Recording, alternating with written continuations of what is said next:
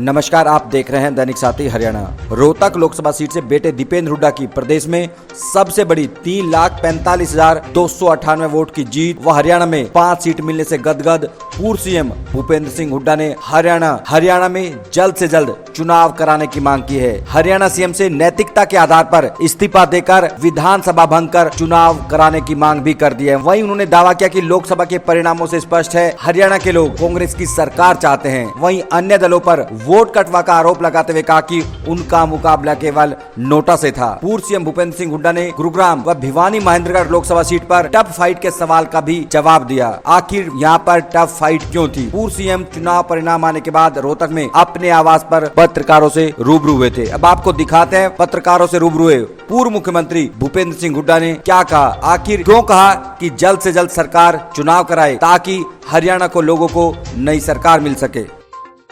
पार और 400 पार में क्या सिमिलरिटी नजर आई? देखिए, नतीजा बता दिया लोगों ने। खाली पार कहने से पार नहीं होता है, काम करने से पार होता है, लोगों का मन जीतने से पार होता है। लेकिन प्रभावित तो होते हैं ना लोग, नारों से प्रभावित तो होते हैं लोग। नहीं, प्रभावित उन नारों से होते हैं जो लोगों के मन के नारे हों। खाली अपने सुविधा के नारों से प्रभावित नहीं होते। अपने आप ही घर में बैठ जाए 75 पार, कोई कहेगा 400 पार। मैंने कहा था 400 पार कहते थे, आप बार बार में से पूछते थे। मैंने कहा था, वो बात सिद्ध हुई कि भाई साउथ में साफ, नॉर्थ में हाफ। बीजेपी का गिर गया ग्राफ, वही बात है। बीजेपी के तकरीबन 12% वोट कम हुए हरियाणा के अंदर, 12% के आसपास। आपके 15 से 18% के आसपास। हमारे तो बड़े हैं, कोई 20% के करीब, 19 पॉइंट समथिंग परसेंट, 28% थे हमारे पिछली बार। और अब के मतलब 47.61, 48 लगा लो, 48% है। और बीजेपी गिरे हैं 4%। ये एक इंडिकेशन है लोगों का कि लोग चाहते हैं हरियाणा के छत्तीस बिरादरी कि भाई आने वाली सरकार कांग्रेस पार्टी की सरकार हो। इसी तरह से जो असेंबली में देखोगे आप, उसमें बहुमत दिया है इन्होंने। मैक्सिमम असेंबली कॉन्स्टिट्यूंसी में हम मेजॉरिटी में जीत के आए हैं। असेंबली कॉन्स्टिट्यूंसी में ये आपके सामने है। एक जो सबसे जो बात हुई है मेरे हिसाब से, जो इनके बीजेपी के पास परफॉर्मेंस नाम की सरकार के पास कोई चीज़ नहीं थी। ये तो वो चुनाव के आसपास जात पात के झगड़े कराते थे, वो भी लोग समझ गए छत्तीस बिरादरी एक है। इस बात की खुशी में नतीजे साबित करते हैं कि इनका ये जो था, कभी धर्म के नाम पे, जात के नाम पे थे, लोग इस बात को समझ चुके हैं। और मैं हरियाणा के लोगों का खास तौर पे धन्यवाद करता हूँ कि इनके उस जाल फांद में फंसे नहीं।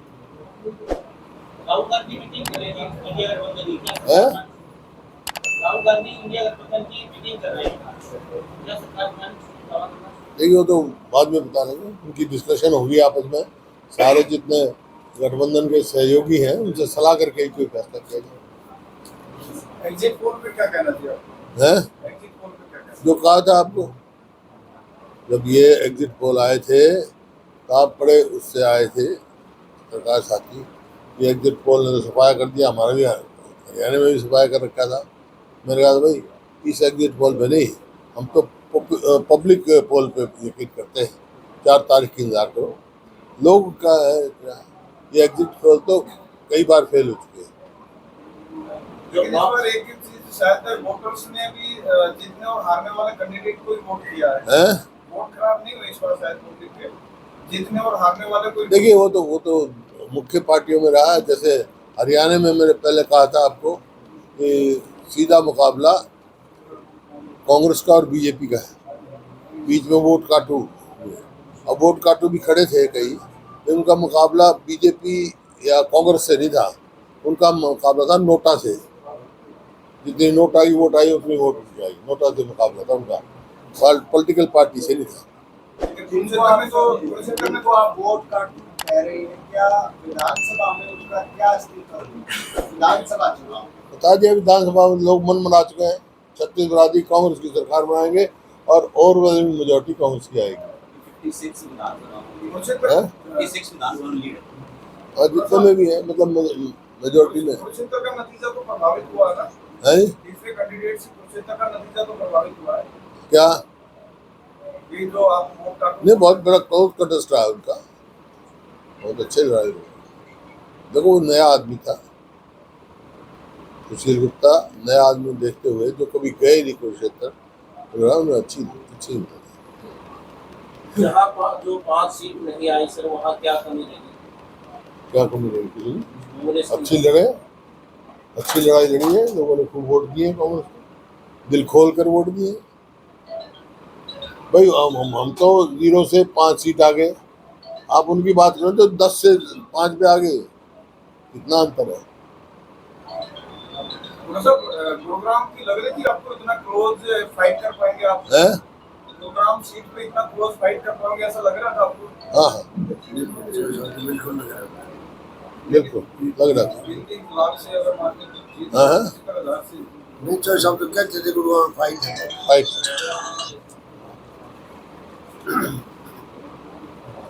और उसका ये भी था कल 2 पैर तक वो लीड करता रहा 70,000 से। अब तक तो सर सभी विधानसभा में जो जीत हासिल हुई है अपनी बार कांग्रेस के फैसले, तो ये भी आरोप लग रहे थे कि बोनस वोट डलवाई है, ऐसा है, छत्तीसगढ़ ने वोट दिए हैं। जो ये आरोप लगाने वाले जो हैं वो हार देख के आरोप लगाते हैं, नहीं तो इलेक्शन कमीशन का वहाँ होता है, सबके पोलिंग एजेंट वहाँ होते हैं, तो ये एतराज करना चाहिए। मुख्यमंत्री को ये कह रहे हैं कि अधिकारी कर्मचारी को जो लापरवाही हुई, क्या करें, अपनी हार स्वीकार कर ली थी पहले।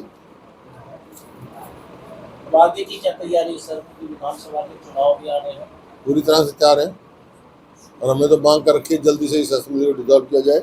ये माइनॉरिटी गवर्नमेंट है, इसको ये विफल सरकार है, ये जन विरोधी सरकार है, इससे छुटकारा देने के लिए इसको तुरंत डिसॉल्व करना चाहिए। और नैतिकता के आधार पर कोई उनका औचित्य नहीं है सरकार में रहने का, खुद ही इस्तीफा देंगे तो बहुत अच्छा रहेगा। नहीं तो गवर्नर साहब को डिसॉल्व करना चाहिए और तुरंत चुनाव कराना चाहिए, फ्रेश मैंडेट लोगों का देना चाहिए। तो मुख्यमंत्री कह रहे हैं कि 4 जून के बाद जो है अब कामों की बाढ़ आएगी, अब काम करेंगे। 10 साल में तो आई नहीं, अब क्या करेंगे? 10 साल में तो जो प्रदेश नंबर 1 था प्रति व्यक्ति आय में, प्रति व्यक्ति निवेश में, कानून व्यवस्था में और नौकरी देने में, खेल खिलाड़ी में, तो रिकॉर्ड की बात है ना।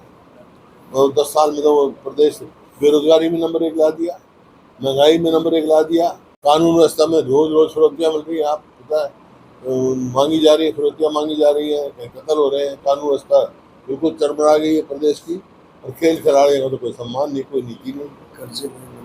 कर्जे कहाँ? कर्जे में नंबर 1 कर दिए प्रदेश। जो 4 हमने पावर प्लांट लगाए, 1 न्यूक्लियर पावर प्लांट लगाया, मेट्रो लेके आए गुड़गांव तक, बल्लभगढ़ तक, बहादुरगढ़ तक, और ये जितने सड़क के जाल बचे हुए हैं 90-95% हमारे टाइम के हैं। इसी प्रकार से कितनी यूनिवर्सिटी बनाई हमने, कितने इंस्टीट्यूशन लेके आए राष्ट्रीय स्तर के, पूरे हरियाणा में फैलाव उनका हुआ, यूनिवर्सिटियाँ बनाई। और इन्होंने क्या किया 10 साल में? हमने 1 यूनिट बिजली नहीं बनाई, 1 इंच रेलवे लाइन नहीं बिछाई, 1 पोल मेट्रो का नहीं लगाया, 1 कोई बड़ी यूनिवर्सिटी बनाई नहीं, कुछ जो थी वो भी नहीं मेंटेन करके, कोई रोड जो हमारे समय की बनी वो मेंटेन नहीं। शहरों का बुरा हाल है, पानी की किल्लत है, बिजली जो हम सरप्लस छोड़ गए थे, आज बिजली की भी ये है। इस वास्ते ये विफल सरकार है, लोग समझ चुके इसको। और वो कर्जा तो जो 70,000 इतना काम करने के बाद 70,000 करोड़ कर्जा था 66 से लेकर 2014 तक, और आज कर्जा 4.5 लाख करोड़ थे। सब भ्रष्टाचार में गया पैसा।